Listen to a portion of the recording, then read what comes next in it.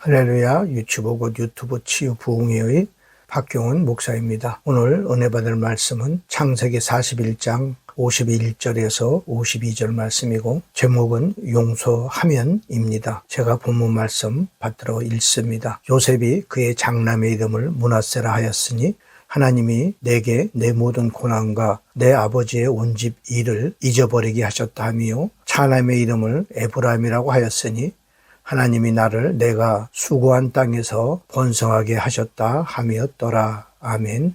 성경은 마음을 지키면 생명의 물이 흘러나온다고 하였고 생명의 물이 흘러나오면 살아나는 역사가 있습니다. 그런데 마음을 지키기가 마음대로 되지 않고 어렵습니다. 이유는 마음이 상해 있기 때문입니다.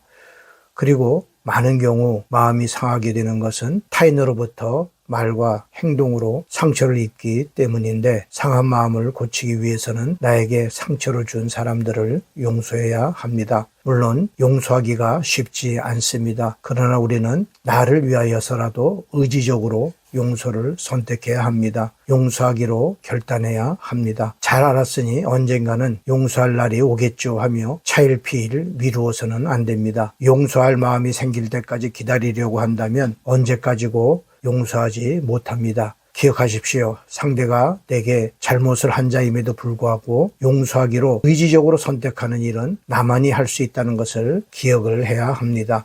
만일 우리가 하나님의 명령이기 때문에 감정은 비록 따르지 못하더라도 용서하기로 선택한다면 하나님은 우리의 선택을 도우셔서 결국은 감정까지도 완전히 그 미움과 묶임에서 자유롭게 되도록 하십니다. 사랑하는 성도 여러분들이요, 용서는 상대방은 그대로 내버려두고 자신의 과거로부터 해방되고자 하는 의지적 결단이며 의식적인 선택입니다. 창세기 오늘 본문 말씀에 보면은 야곱은 노년에 자기가 진정으로 사랑하는 아내인 라헬에게서 아들을 얻었으니 그가 바로 요셉이었고, 그래서 야곱은 다른 아들들보다 요셉을 깊이 사랑하여 채색 옷을 입혔습니다. 이에 요셉의 형들은 아버지의 사랑을 독차지하는 요셉을 시기하고 미워하였으며 특히 요셉의 두 번의 꿈 이야기로 인하여서 요셉을 더욱 미워하였습니다. 마침내 형들은 기회가 오자 요셉을 미디안 상인들에게 팔았는데 이때 그의 나이 17세였습니다. 한편 성경에 보면은 요셉은 종으로 팔릴 때 애걸하였다고 하였는데 왜 아니 그랬겠습니까?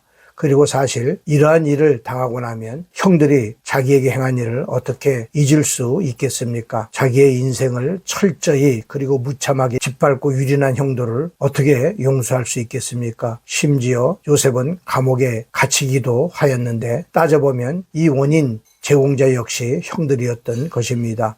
그럼에도 요셉은 지난날 자기에게 대한 형들의 허물을 잊었고 용서했습니다. 그래서 후일에 첫 아들을 낳았을 때 이름을 므낫세라고 지었는데 그 뜻은 잊어버리다, 용서하다 라고 하는 뜻입니다. 그러니까 요셉은 형들이 자기에 대한 모든 죄악들을 용서하였던 것입니다. 그리고 둘째 아들의 이름은 에브라임이라고 지었는데 그 뜻은 창성케 되다인데 형들을 용서한 요셉을 하나님께서 창성케 하신 것입니다. 사랑하는 성도 여러분들이요, 하나님께서는 형들에 대한 모든 일들을 잊어버리고 용서하게 하셨고 잊어버리고 용서한 요셉에게는 감옥에서 나오는 것은 물론 애굽의 국무총리가 되는 창성케 되는 놀라운 축복을 주신 것입니다. 할렐루야. 이것은 기적 같은 일입니다. 요셉이 무슨 법률 공부를 했겠습니까? 경제학을 공부했겠습니까? 노예 생활만 13년을 했습니다. 그런데도 하나님이 함께 하시니 그가 애굽의 총리가 될 수 있었던 것입니다. 그러므로 우리들도 세상 줄을 잡으려고 하지 말고 하나님의 손을 잡으려고 노력해야 됩니다. 하나님께서 용서하라라고 하시면 용서하기 위하여서 우리가 힘쓰고 애써야 되는 것입니다. 그러면 요셉의 성공이 우리의 성공이 될 줄 믿습니다. 요한1서 2장 11절 말씀, 그의 형제를 미워하는 자는 어두운 가운데 있고 또 어두운 가운데 행하며 갈 곳을 알지 못하나니 이는 어두움이 그의 눈을 멀게 하였음이니라 라고 말씀합니다. 형제를 미워하는 자는 어두워서 갈 길을 찾지 못한다고 하는 것입니다. 그러니 어떻게 밝은 인생길을 살아갈 수가 있겠습니까? 사랑하는 성도 여러분들이요, 성경은 용서에 대해서 많이 강조합니다. 특히 사복음서에 기록되어 있고 우리 주님께서 친히 말씀을 하셨습니다. 특히 용서는 상대방이 아니라 나를 풀어주는 것입니다. 무엇인가 묶여있고 무엇인가 갇혀있는 삶을 살고 있습니까? 그리고 그 묶임에서 갇힘에서 풀려나고 싶습니까? 그렇다면 나에게 100데나리온 빚진 자를 먼저 용서하기를 주님의 이름으로 부탁을 드립니다. 할렐루야. 예수 그리스도의 이름으로 나에게 죄 지은 자를 용서해 줄 수 있는 저와 여러분이 될 수 있기를 다시 한번 주님의 이름으로 부탁을 드립니다. 아멘. 기도합니다. 치유 기도합니다. 병든 분들은 믿음으로 아프거나 불편한 곳에 손을 얹으시고 기도받기 바랍니다. 또 상한 마음 고침받기 원하시면 가슴에 손을 얹고 기도받기 바랍니다. 우리를 치료하는 여호와, 모든 질병을 고치시는 하나님 여호와 라파의 하나님을 찬양합니다. 예수께서 실로 우리의 질고를 지고 우리의 슬픔을 당하셨고 예수님이 채찍에 맞으심으로 우리는 나음을 있는 줄 믿습니다. 마태복음 8장 17절, 예수께서 우리의 연약한 것을 친히 담당하시고 병을 짊어지셨기에 이 시간 우리의 모든 질병을 주님께 옮겨 놓습니다.